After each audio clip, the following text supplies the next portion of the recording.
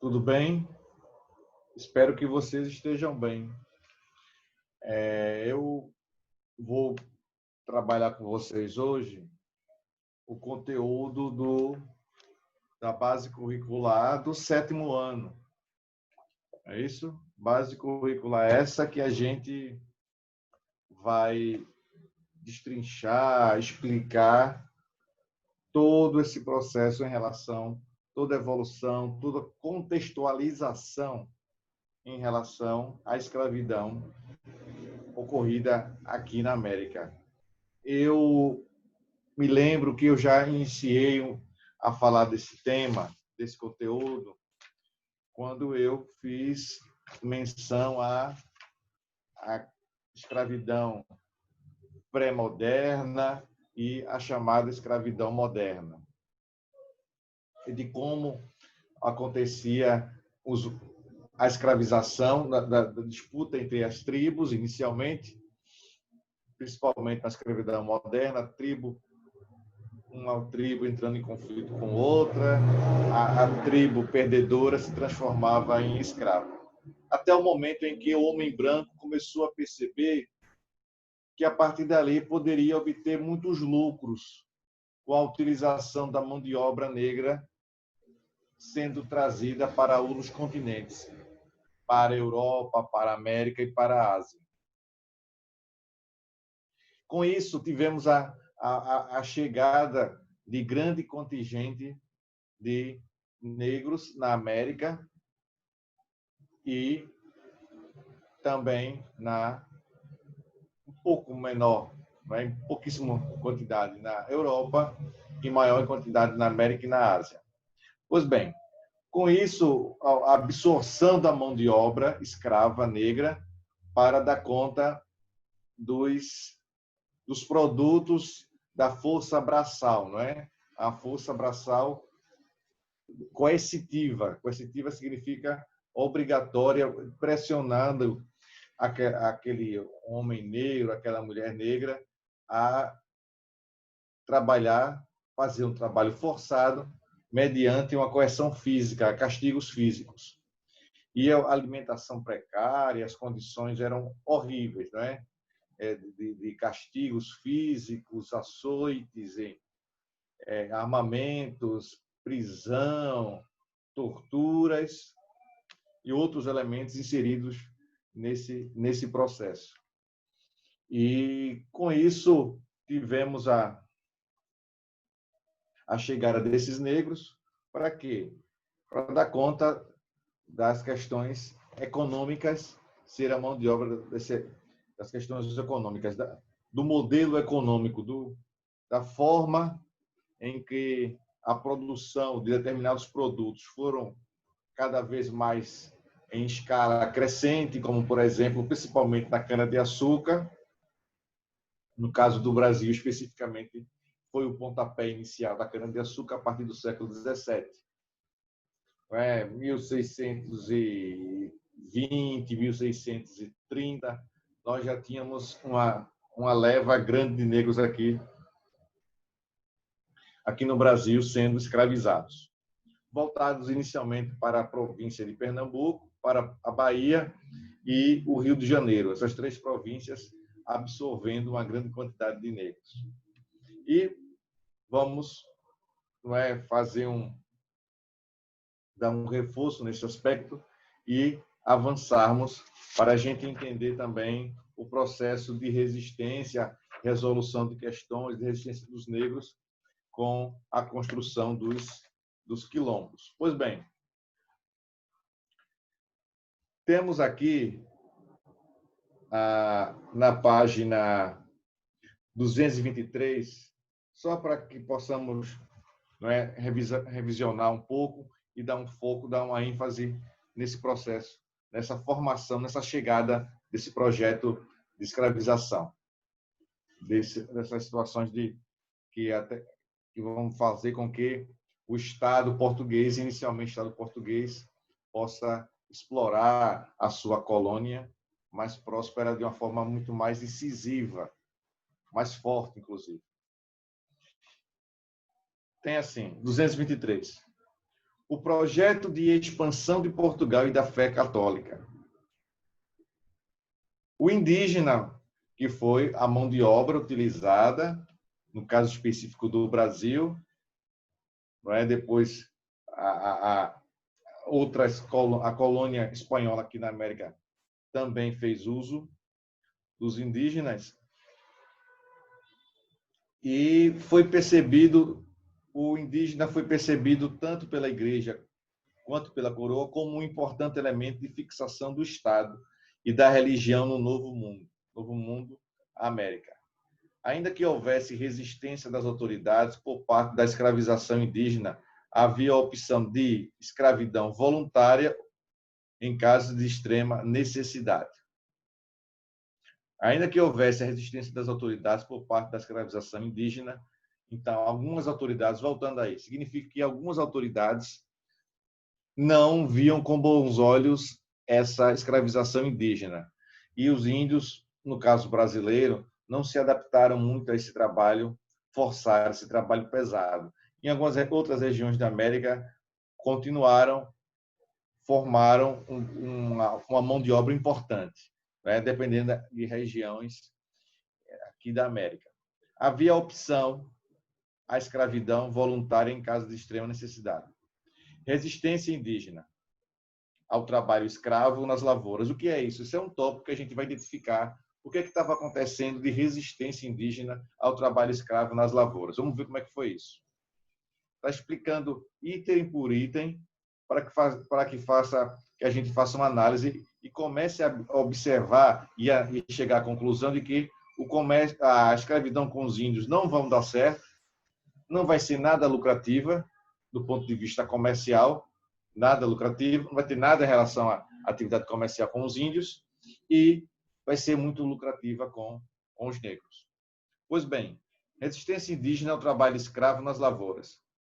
Entendida durante anos como preguiça, a resistência, as fugas e ataques às plantações dos colonizadores, vinham de hábitos próprios das sociedades indígenas. O próprio trabalho agrícola era essencialmente feminino.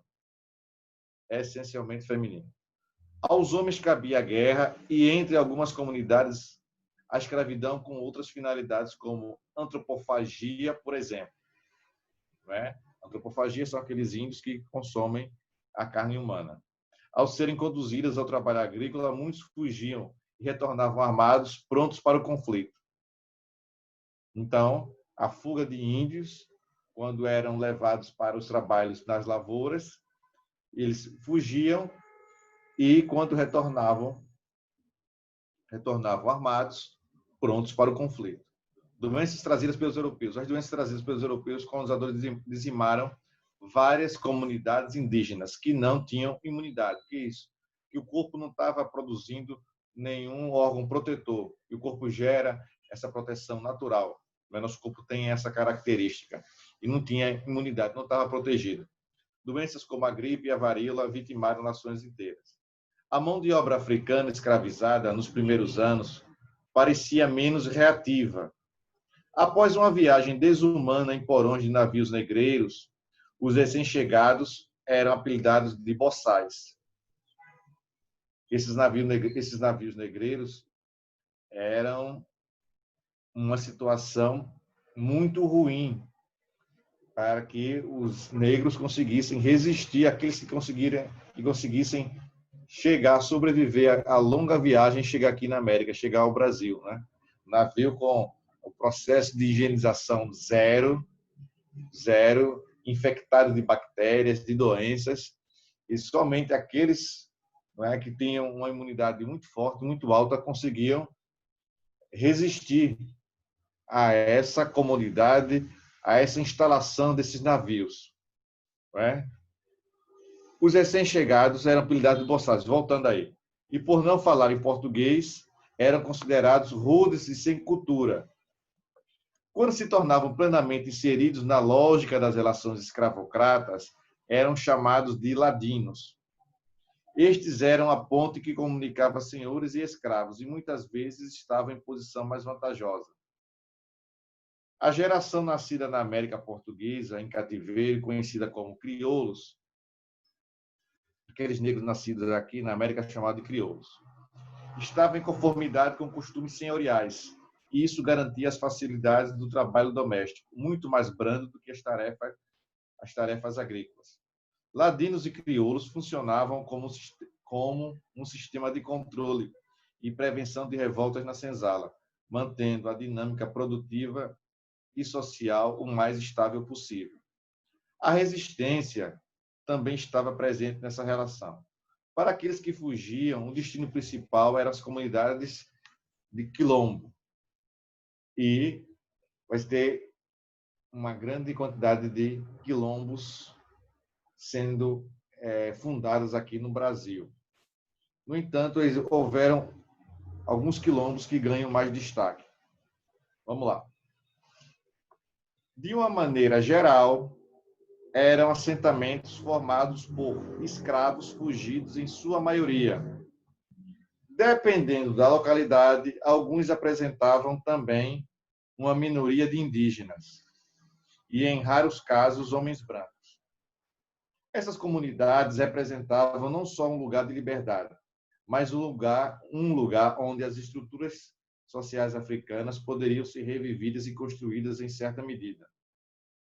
Então, eles desejavam ter a proximidade da estrutura social do que eles tinham na África, e eles instalavam nessas comunidades quilombolas, nesses quilombos, nesses focos de resistência.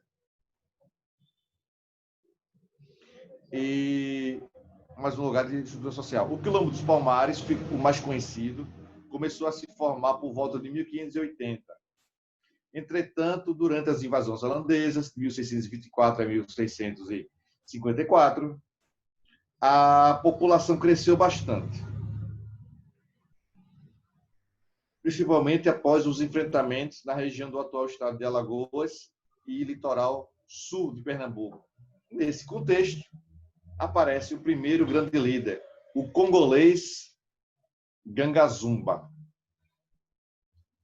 Gangazumba, houveram dois, na verdade, tem um grande destaque, né? Gangazumba e Zumbi dos Palmares. A autonomia conseguida por Palmares e a fragilidade do então recém-restaurado território português levaram à tentativa de acordo de paz em 1677. Um dos termos desse acordo prometia liberdade aos nascidos no Quilombo, se fosse reconhecida a autoridade da coroa sobre Palmares. A crise sucessória causada pela morte de Gangazumba, isso acontece com certa frequência, né? O líder está lá organizando aquela comunidade, aquele país. No entanto, não designa, não indica alguém para assumir a liderança na sua ausência, na sua morte. E tem-se ali uma crise sucessória. Quem vai suceder Gangazumba agora? Vamos entender.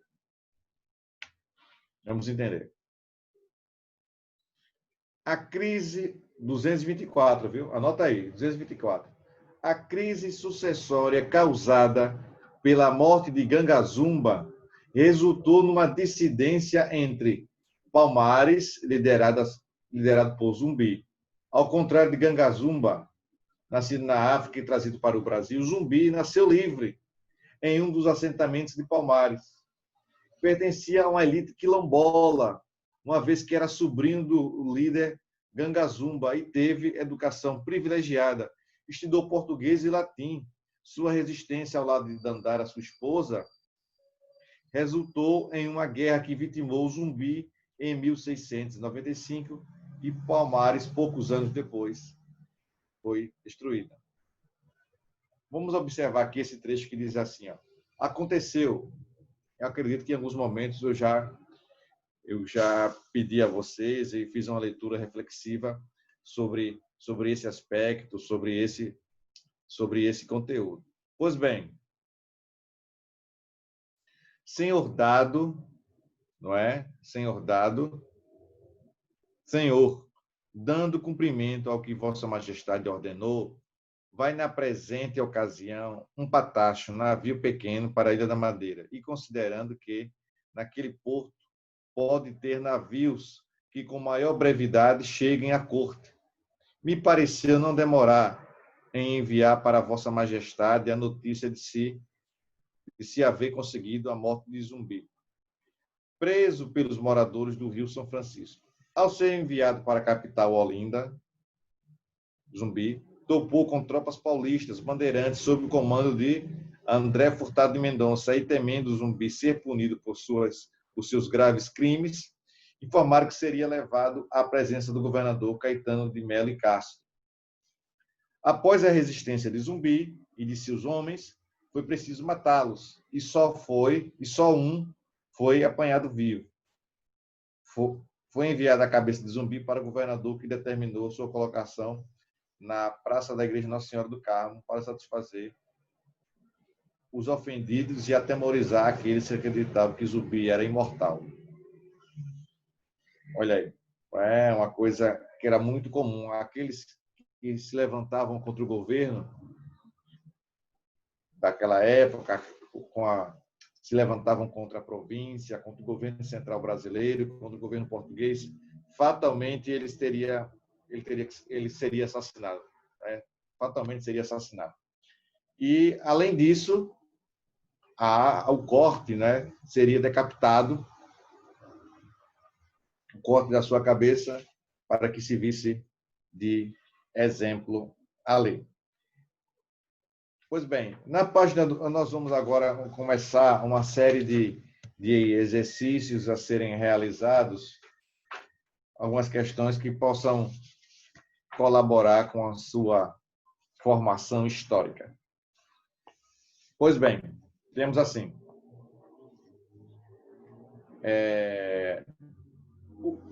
225.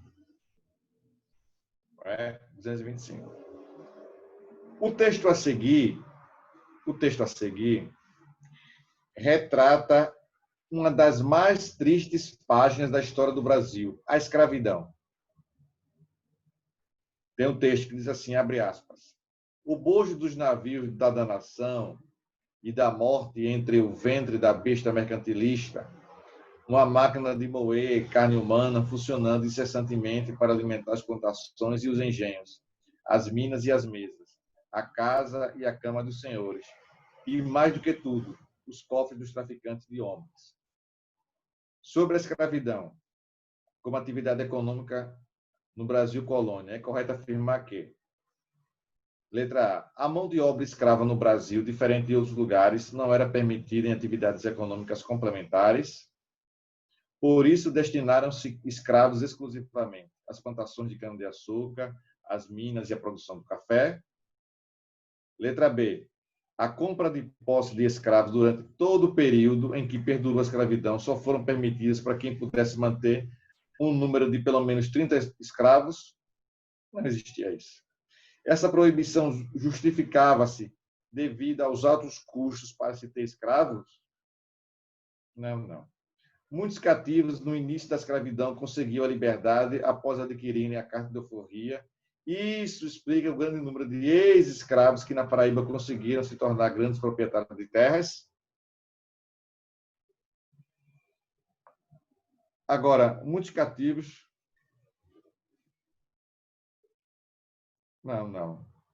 Isso não acontecia. Letra D. Os escravos amontoados em condições desumanas eram transportados da África para o Brasil, sim, em condições subhumanas. Nos porões dos navios negreiros, como forma de diminuição de custos, sim. Com isso, muitos cativos morriam antes de chegarem ao destino. Certamente, infelizmente, isso foi verídico, verdadeiro. A letra que ser marcada no primeiro quesito é a letra D. A letra D. Vamos lá. Pois bem. Vamos fazer agora a questão número 7, na página 228. Eu vou deixar a página 227 para que vocês possam fazer a tarefa de vocês. Não é? 227.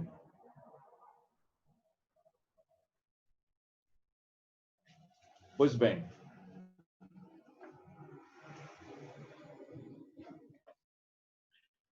Agora vamos na página 228.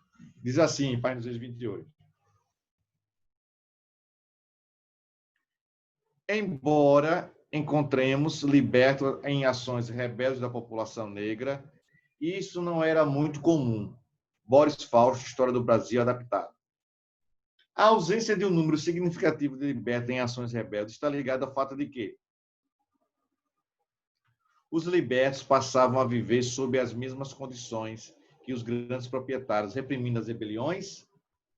Letra B. Havia poucos libertos em geral nessa sociedade escravista, o que não lhes fazia presentes em nenhum contexto.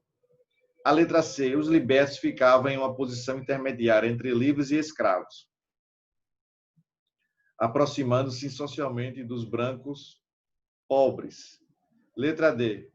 As rebeliões, em geral, ocorriam nas cidades, enquanto os libertos continuavam a viver nas áreas rurais com seus antigos donos.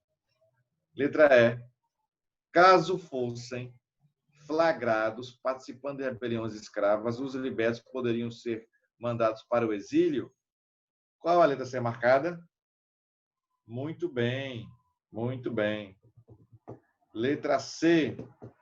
Os libertos ficavam em uma posição intermediária entre livres e escravos, aproximando-se socialmente dos brancos pobres. Vamos para a página 229. Diz assim: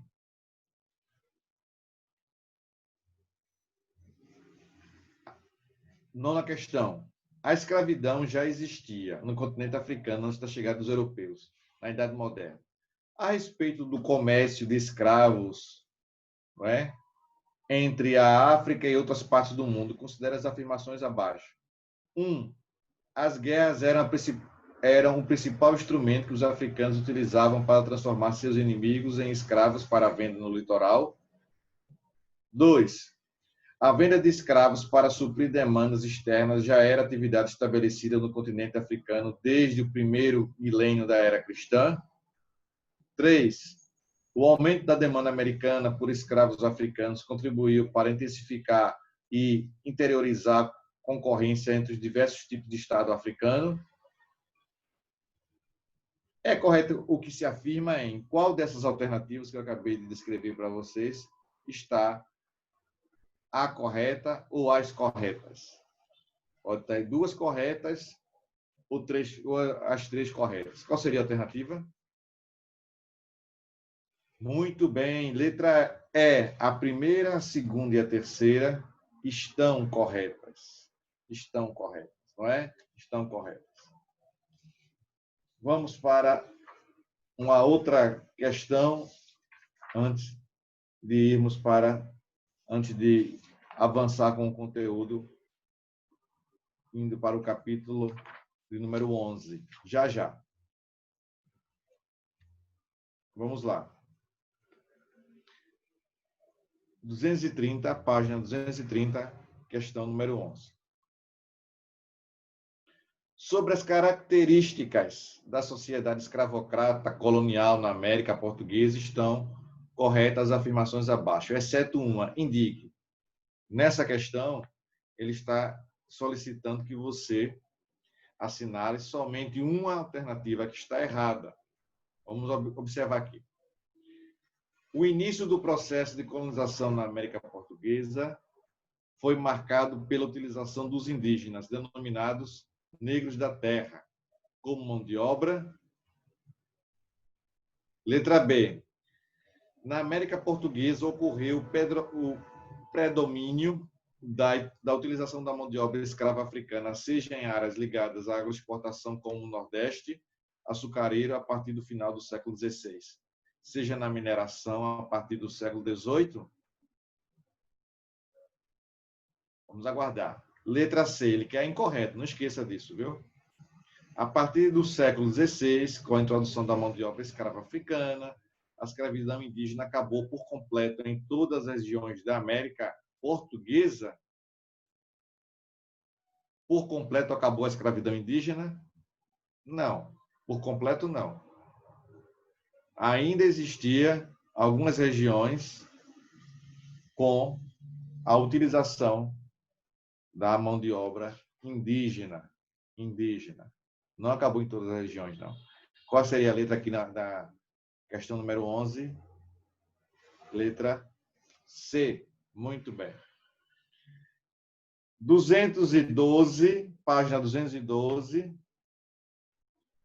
Vamos fazer uma pequena introdução sobre esse conteúdo do capítulo 11, que fala sobre o ciclo do açúcar. O Brasil vai vivenciar ciclos econômicos. É bom que você tenha isso como referência. Por quê, professor? Porque isso vai ser cobrado para você quando você, por exemplo, chegar no ensino médio. O professor do ensino médio vai cobrar isso de você, o Enem vai cobrar isso de você. E desde já você deve estar pronto e pronta para isso. Ciclos. O primeiro ciclo brasileiro, qual foi? O ciclo econômico, aquele ciclo, aquela característica que faz com que grande parte do Brasil tenha aquele ciclo sendo trabalhado, sendo evidenciado. Qual é o primeiro ciclo econômico? Muito bem, o pau-brasil. Segundo ciclo, açúcar. Muito bem. Depois, a mineração. Depois, a borracha. Depois, o café. E depois do café, tivemos uma policultura, não é? Não monocultura. O café, no século XIX, vai ser responsável, pelo menos, por 85% das exportações. Então, cada ciclo desse tem a sua importância, tem a sua característica. Pois bem, e agora, quando a gente começa a observar esse ciclo do açúcar, ele vai atrair uma situação importante, atrair a chegada de povos invasores, o açúcar vai atrair. Por quê, professor? Porque o açúcar é considerado, é chamado de ouro branco. O ouro branco. E antes do açúcar, como as pessoas adocicavam os produtos líquidos? Adocicavam a partir da beterraba. Deu para entender? A partir da beterraba. Mas quando surgiu o açúcar, foi um pico de consumo de açúcar na Europa, na Ásia, em várias partes do mundo. Todo mundo consumindo açúcar. E aqui no Brasil, teremos uma grande produção açucareira, principalmente nesse início de século, nas primeiras décadas do século XVII, no Nordeste brasileiro. E aí esse açúcar que era produzido aqui, ele era distribuído pela Holanda, no continente europeu e para outras regiões do mundo, através do porto de Amsterdã. Só que os holandeses perceberam que só a produção não iria satisfazê-los. Era necessário vir para o local de produção do açúcar. E eles fizeram aqui a primeira tentativa de chegada ao solo brasileiro foi na província da Bahia. Tomaram, invadiram. No entanto, quando chegaram na capital, Salvador, tiveram sérios problemas, seríssimos problemas, para permanecer em Salvador e foram expulsos. Os holandeses tomaram o interior da Bahia, mas não tomaram a capital baiana. Não é? Vamos observar aqui essa introdução. Desde a chegada dos portugueses ao Brasil, o principal objetivo